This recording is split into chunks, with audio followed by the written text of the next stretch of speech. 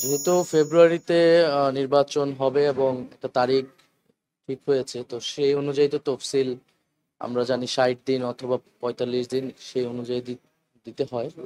সেই অনুযায়ী নির্বাচন কমিশন সিদ্ধান্ত নিবে, তফসিল হয়তো 2 দিন আগে আর পরে দিবে। আমরা যেটা বলেছি যে যেহেতু একটি গুরুত্বপূর্ণ রাজনৈতিক দল এর প্রধান তার একটা অসুস্থতার কথা আছে, তাদের সাথে তাদের অভ্যন্তরীণ পরিবেশ পরিস্থিতি সেটাও যাতে বিবেচনা নেয়, যাতে তফসিল ঘোষণার পরে সবাই নির্বাচনী যাত্রায় নির্বাচনী কার্যক্রমে আমরা শুরু করতে পারি আর কি। মানে ফেব্রুয়ারির মাঝামাঝি নির্বাচন হলেও তফসিলটা একটু পেছানো যায় কিনা এটা আপনি মনে করছেন? সেটা নির্বাচন কমিশন বিবেচনা করবে, তাদের সাথে সেই রাজনৈতিক দলের বিবেচনা নিয়ে। আমাদের নির্বাচন তফসিল নিয়ে কোনো মন্তব্য নেই। একটা বিষয় আমরা দেখছি যে সমসাময়িক যে পরিস্থিতি বা হচ্ছে আমি যদি 3 মাস আগে যাই তাহলে সেখানে দেখা গেছে যে সবচেয়ে বেশি নির্বাচন ফেব্রুয়ারিতে বা ডিসেম্বরে বা নভেম্বরে করার জন্য উদ্যোগ নিয়েছে কিন্তু হচ্ছিল বিএনপি। মানে বারংবার বলছে পারলে হচ্ছিল 1 মাস পরে হচ্ছিল দিয়ে দেয়। এখন সমসাময়িক পরিস্থিতি বিবেচনায় আপনার কাছে আসলে কি মনে হচ্ছে যে বিএনপির প্রেক্ষাপট থেকেও যদি বলেন যে তাদের একজন নেতা হচ্ছিল দেশের বাইরে, আরেকজন হচ্ছিল সে, তাদের জন্য তার জন্য অবশ্যই আপনারা সুস্বাস্থ্য কামনা করেন, কিন্তু এই পরিবেশ পরিস্থিতিতে বিষয়টা আসলে কেমন হয়েছে? নির্বাচন তো নির্বাচনের সময়ই হবে। নির্বাচন কোনো বিশেষ রাজনৈতিক দলের জন্য তো নির্বাচনের তারিখ পরিবর্তন হবে না। আমরা বলে আসছিলাম যে দেশ সংস্কার, বিচার এবং সেটার পরে নির্বাচনের উদ্যোগ যাতে গ্রহণ করা হয়।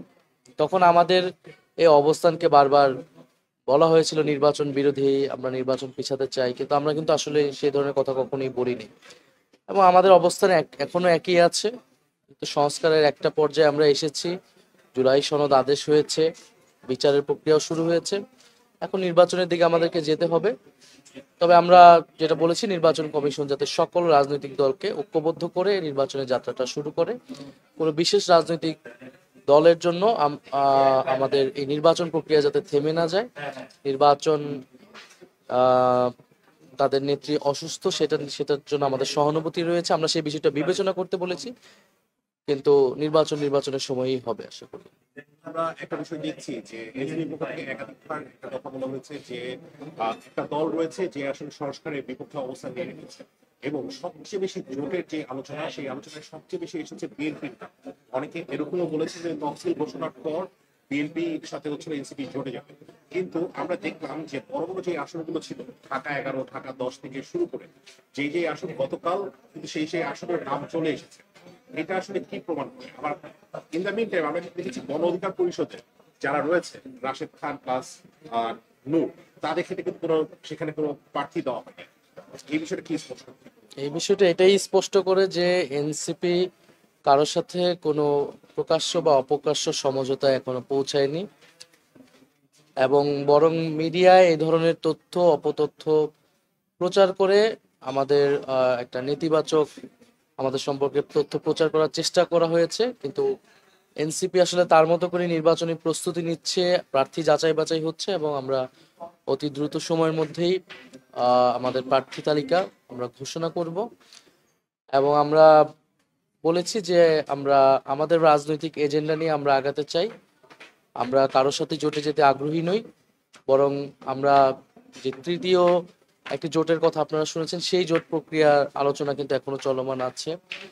ফলে আমরা যেহেতু নতুন ধারার একটা রাজনীতি আমরা করতে চাই, যেখানে গণতন্ত্র এবং একটি অর্থনৈতিক ন্যায় প্রতিষ্ঠা হবে বাংলাদেশে। আমরা মনে করি যে পুরাতন পন্থী যে দলগুলো রয়েছে, যারা এতকাল বাংলাদেশে রাজনীতি করেছে এবং যাদের বিরুদ্ধে নানা ধরনের অভিযোগ রয়েছে, জনগণের তাদের প্রতি সেই আস্থাটা নিয়ে জনগণ নতুন সম্ভাবনা দেখতে, নতুন নেতৃত্ব দেখতে চায়।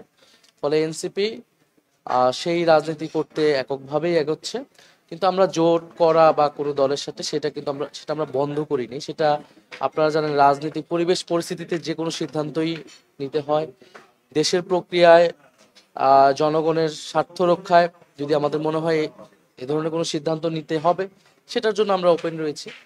কিন্তু আমরা কারোর সাথেই কোনো জোটের ব্যাপারে কোনো ধরনের আলোচনা বা সেই প্রক্রিয়াতে কিন্তু নেই। আমরা আমাদের নিজেদের প্রস্তুতি নিচ্ছি, আমাদের প্রার্থী তালিকা ঘোষণা হবে, আমরা নির্বাচনী কাজ শুরু করব।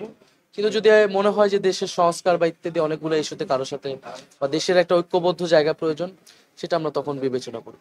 শেষ প্রশ্ন, নির্বাচন যদি হচ্ছে ফেব্রুয়ারি প্রথমার্ধে আমরা চিন্তা করি, যেরকম ভাবে আসলে বলা হয়েছে, সময় কিন্তু আসলে খুব বেশি নেই, 2 মাস আসলে সময় নেই।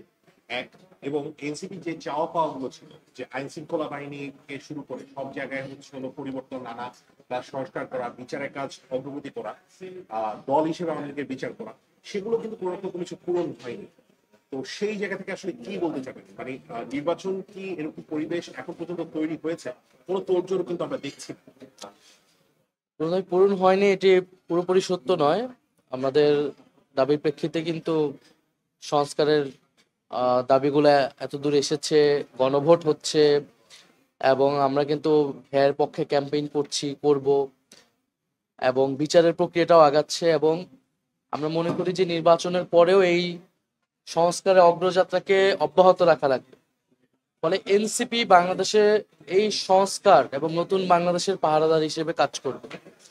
আমরা সংসদে, রাজপথে, আমরা সরকারে বা সরকারের বাইরে যেখানেই থাকি না কেন, এনসিপি আমাদের যে এই যাত্রাটা শুরু হয়েছে সেটা নির্বাচনের মাধ্যমে কিন্তু থেমে যাবে না। নির্বাচনের মাধ্যমে এটা আরো ত্বরান্বিত হবে, এবং সেটা কিন্তু তখন বাস্তবায়নের দিকে যাবে। ফলে আমরা সেই উদ্দেশ্যেই কাজ করছি, এবং নির্বাচনী পরিবেশ সম্পূর্ণভাবে পর্যাপ্ত পরিমাণে আছে এটা আমি বলবো না। তো বাংলাদেশে এখন তো আমরা এদেরকে একটা নির্বাচনের দিকে যেতে হবেই, দেশের স্থিতিশীলতা, জনগণের আস্থা সবকিছু মিলিয়ে। তো সেই জায়গায় সরকার যদি আরো দায়িত্বশীল ভূমিকা পালন করে, নির্বাচন কমিশনকে আমরা অনেকগুলো সাজেশন দিয়েছি, সামনেও দিয়ে আসব, তারা যদি সেই জায়গাগুলো মেনটেন করে, এবং কোনো রাজনৈতিক দল যদি কোনো চক্রান্ত না করে, কোনো বিদেশি শক্তি যদি কোনো চক্রান্ত না করে, আমরা আশা করি যে আমরা একটা সুষ্ঠু নির্বাচনের দিকে যেতে পারবো।